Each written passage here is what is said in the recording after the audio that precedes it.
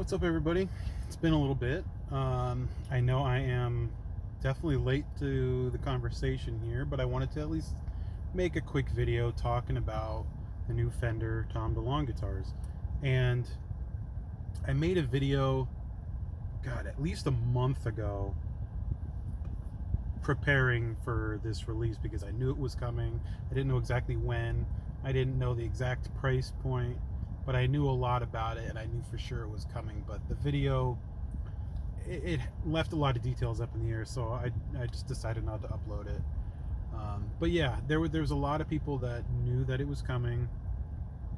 I can obviously thank Brian for that. You know, if I know anything Blink related, it's because of him and all the fanatics, I'll say, that he talks to.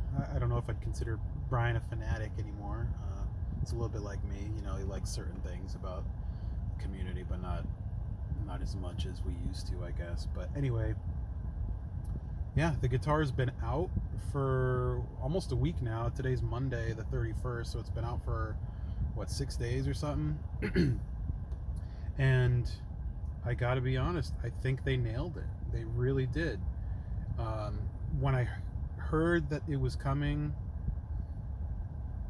I was cautious because, you know, I didn't expect them to make an American-made guitar, and they didn't, obviously, but I really thought that it was going to have like a Palfaro fretboard because that's what the Mexican-made stuff is these days because of all these like wood regulations and everything. And granted, those have eased over the last few years, but they just never switched back to rosewood, really.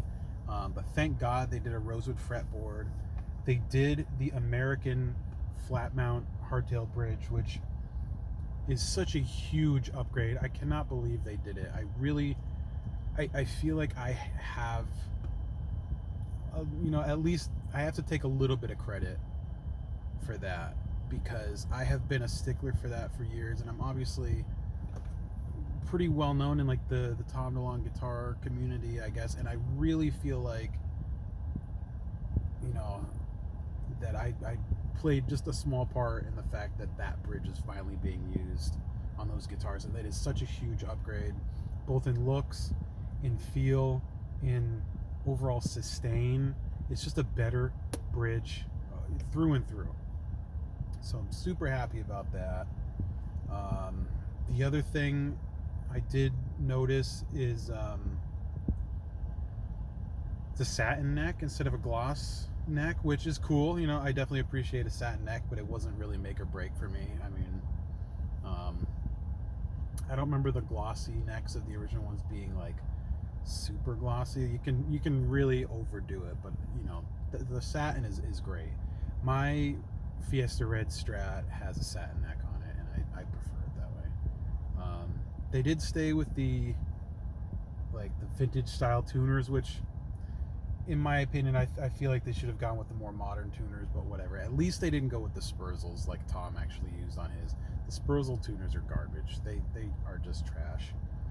They have a really odd button on the back that I don't like. It's not comfortable to turn like the Fender locking tuners are, and I'm pretty sure the gear ratio on those is not very good either, but whatever. I'm glad they didn't use the Spurzels. I know a lot of people were curious if I was going to buy one of these. I really don't have any plans of doing that, mostly just because my money's, you know, going towards other things right now, and I'm really just a Jazzmaster guy these days. I've got 3 right now: the Plaid, the Splatter, and I have a black Relic, which is probably going to go up for sale. But I do have another one in the works. Alan Corona is working on a body for me that I'm excited to get, and I have all the other parts ready for that one, so definitely excited for that build. I don't really have an intention of selling that one, but I guess you never know. And then I'm probably going to slow down on builds for a little while. But yeah, if that was not the case, I would definitely pick up one of these Strats because, like I said, the spec is just perfect. The price point is fair. I mean, all the guitars that I've sold in the last few years have hovered around, you know, the $1,200, $1,300 price point.